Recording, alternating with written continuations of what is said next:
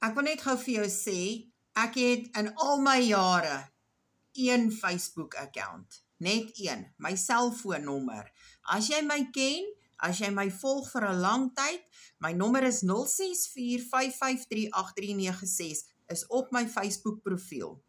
Ek het 2 TikTok-accounts. Ek het my TikTok-account, die groot ene, en ek het net 'n dummy-account oopgemaak nou onlangs, maar al 2 met dieselfde nommer.